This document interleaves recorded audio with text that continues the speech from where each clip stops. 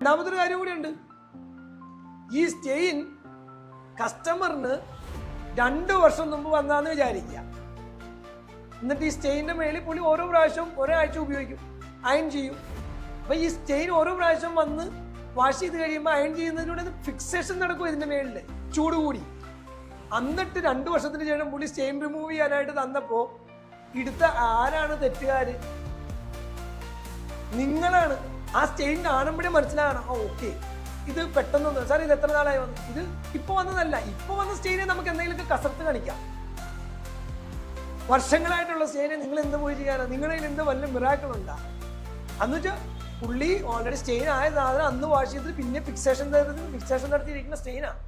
ഇത് മെഷീനിലിട്ടാൽ പോകില്ല, നിങ്ങൾ ഉരച്ചാൽ പോകില്ല, കെമിക്കൽ ട്രീറ്റ്മെന്റ് ചെയ്താൽ പോകില്ല. ഇതുമേ നിങ്ങൾ എന്ത് ചെയ്യാനാ? ഒന്നും ചെയ്യാൻ പറ്റൂല, മടക്കി വിടണം.